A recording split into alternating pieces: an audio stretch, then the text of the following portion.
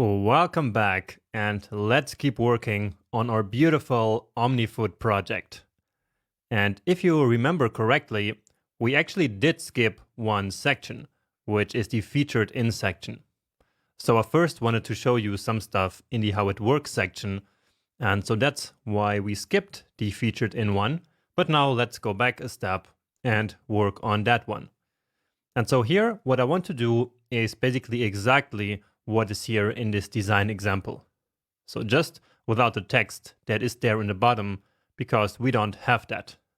But still, what I want to do is to have these logos there all basically with the same height, and then some featured in text on top of all that.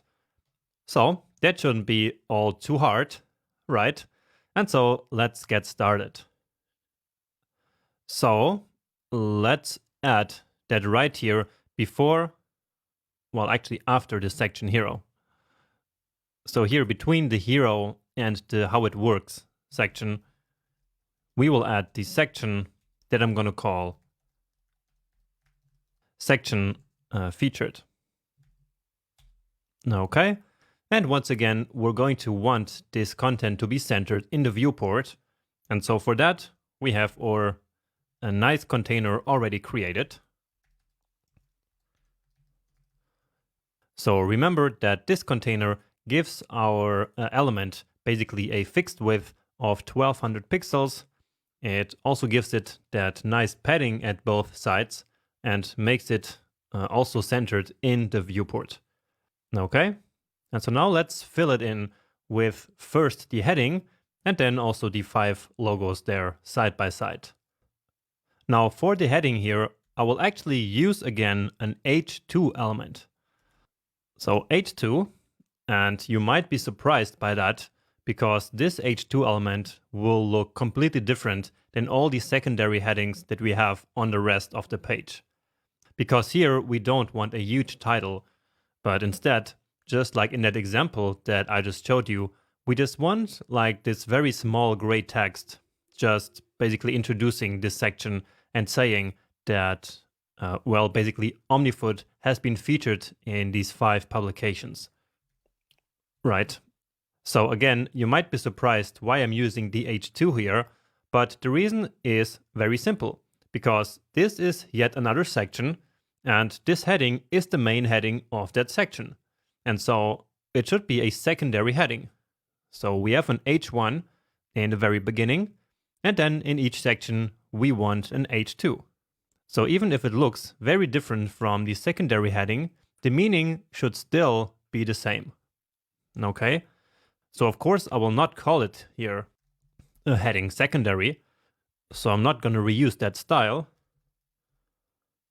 So instead I'm going to call it heading featured in. Okay, so as featured in. Okay, then here I'm adding like a container element for the 5 logos. And I'm gonna call it logos. And then here finally we have the 5 logo images. So that's again in IMG. And then here is in logos. And then let me start with TechCrunch here.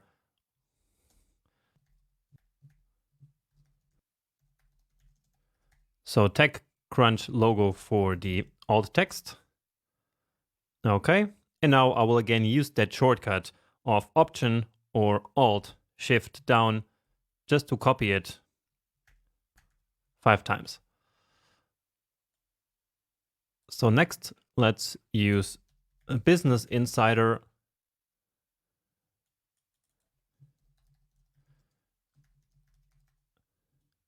Then the New York Times. So I actually experimented here around a little bit before to find what looks best here. So the best combination or the best order of these icons or these logos. Now that doesn't really matter here, but well, I'm a bit of a perfectionist. And finally, the USA today. Okay, and if we take a look now, then that will look pretty terrible. Yep, just like expected, because these logos are all huge and they have all these different colors. But never mind, we can style all of that easily as always. And let's start at the top. So with the featured in heading. And doing that, of course, before the how it works section here. Let me copy this one here again to also create a nice visual section here in our CSS file.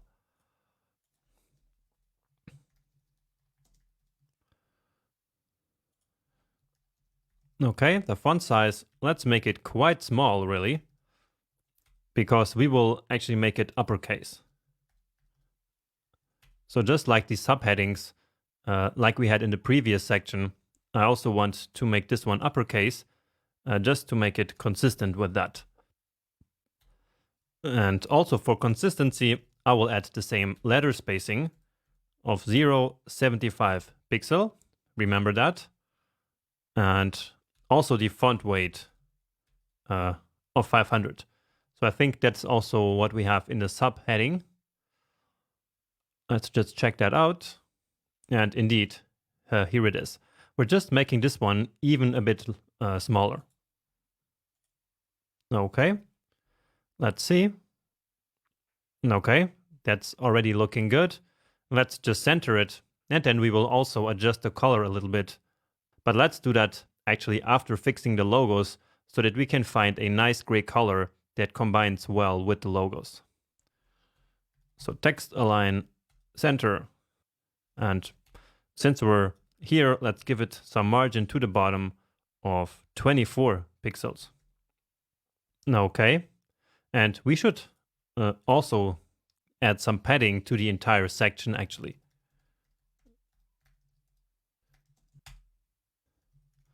So padding and top and bottom, and I will go a lot less than 4.8 rem or 4.6, which is what we usually had. So I will just use half here for now. So this is a very small section, and so we don't need all of that padding. Okay, so this looks quite okay, but of course, now let's make the icon smaller or the logo smaller and also put them side by side.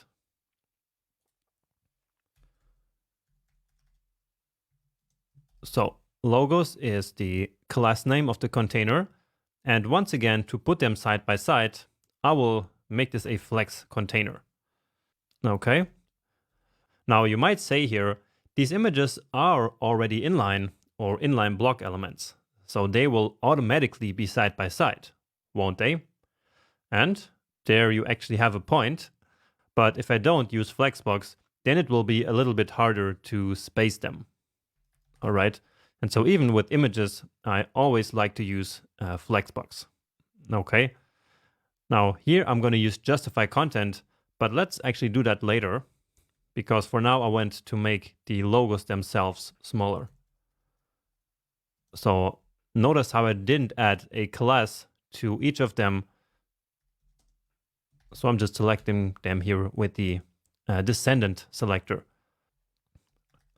So let's give them a height of 32 pixels, which is one of our values. Or let's try 40 pixels for RAM. And yeah, for now that should be enough, just to see what happens. And that's way too big actually. Let's go one step down, actually to 3.2. Okay, and I'm using the height here to style them and not the width, because that looks a lot more natural. Well, there is still something wrong here. Let's see. So this is not even applying. Oh, it's called logos. So that is why. And that's better. So let's again try with 4, which is what I had before. But still, this is a bit too big. So let's leave it at 3.2 actually. Okay, And now here, as for the spacing, let's simply use Flexbox to automatically figure out the spacing for us. So justify content space between. Let's start with that one. And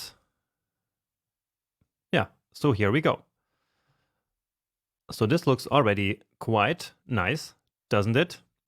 However, actually, visually, I think that this content here, so these 5 logos, they should not be as wide as the rest of the content. So here they are perfectly aligned, and that is of course okay, but I want to show you another way. So here, instead of using space between, we can also use space around. So let me show you the difference. And so basically what it will do is that now half the space that is here between these two is now also here on the right side. And that becomes nicely visible like this. All right, so basically this space here is now both on the left and the right side. So it's here, and then imagine it's here. So it ends here, and then here starts another of those blocks, and yeah, all the way here to the end, where then again we have this small one. And I think that in this example, it actually looks a little bit nicer. So having it a bit more narrow. Then I think that the spacing here is a little bit too big. So let's fix that before we can then finally make these images here all like gray. Okay, so we don't want them colored like this, because this way they do take away a lot of the attention. And yeah, so we don't want that. So they should just take like a supporting role here on our page, but shouldn't be so attention grabbing. And also, it just makes the design look messy if there are so many colors around. So instead, we just want our design to be orange, then with all the variations of that orange, of course, but not with green and blue and another shade of blue and so on. Right? So, of course, we could go into some image manipulation program and make them all like gray. But that is not the point of this lecture, because we can actually do this in CSS with some tricks. So let me show you how, but first we're going to reduce that spacing there. So we have 4.8, which looks okay at the top, but at the bottom, let's take it down a notch, and then 0 at the other side. And now here, let's talk about making these images gray. So on images, we have a new property that we have never seen before, which is called filter. And with filter, you can do all kinds of stuff. So if you take a look at the list that VS Code suggests to you here, then the main one that might come here to your attention is grayscale. So let's try that. And then here we need to define a value between 0 and 1, or between 0% and 100%. And I prefer somehow to use percentages. And so let's do this, and let's see the result. Okay, so that is indeed a lot better already, right? But still the images are not like completely gray. So here, for example, this part here is a lot lighter than this one, which is like almost black. Then here, this is also quite black, and the text here as well. But again, we don't want that. We just want everything to be gray. So just exactly like in the example that I showed you in the beginning of this lecture, right? So I will show you how in a second, but let's also play around a little bit with these, so with these filters, because they are quite fun. So for example, we can blur images with different pixel values, and as we increase them, the images get more and more blurred.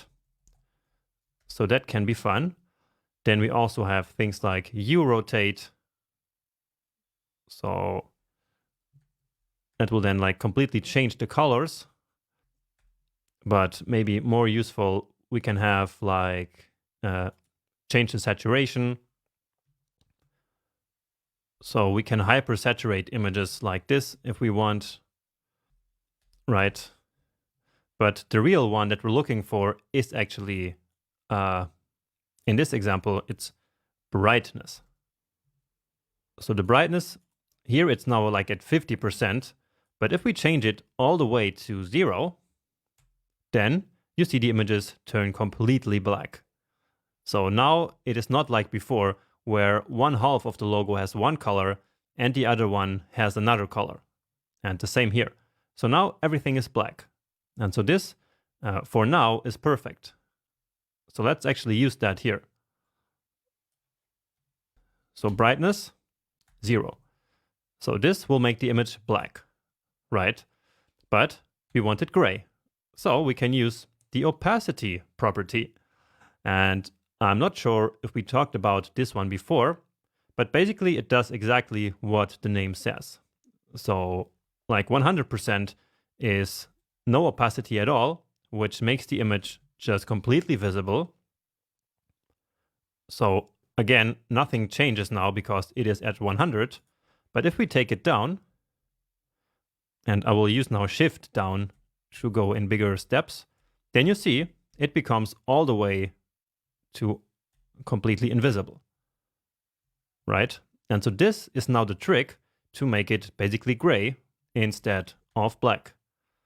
So if we use like an opacity of 50%, I think this is a very nice gray color for us, right? So of course we could have used, I mean, not we could have, but we could use this on any other element. So not just on images, but here it's just another image. So making it also 50%, well, I don't know, opaque maybe. But yeah, giving it an opacity of 50% makes it basically look fade out a little bit. So that's 50% here. And again, here we could also use 0.5 instead of 50%. That works exactly the same way. Okay, so that's beautiful. And now just this text, which is a bit too dark. So let's fix that. So right here. And again, I'm going to go with one of these where all the three numbers are the same. And in this case, 999. And we could experiment with different ones, but I think that this one is the best. Right? Yeah. So this color is now quite similar to these ones. Well, maybe a bit darker would be better, like 888. So again, going down is going in the direction of black, because black is 0, 0, 0. And so if we increase the values, the color becomes darker. And yeah, that looks perfect to me. And again, the color contrast here is probably not perfect. So I don't think that this will pass, but this is another one of those cases where it is not 100% important. Okay, it is actually quite close. So if the text was large or bold, then it would be okay. And yeah, well, we can actually say that the text is bold, but it is very small. So we can say that it doesn't really pass. And so this is one more time where I'm actively breaking the rule here. But as I mentioned before, I don't think it's a big deal here because what matters are really the logos, right? And so now they are here, look very nicely, and still play just a supporting role. So without being too attention-grabbing, but still showing the user that OmniFood has been featured in these big publications like TechCrunch or the New York Times. And so immediately this company seems a lot more legit, right? Okay, but anyway, that's actually it for this small section. And so now let's move on to the next one, which is going to be after this one. So that will be our meal section. And that's yet another really exciting one because we will design some very, very nice looking cards there. And so hopefully I see you there as soon as possible.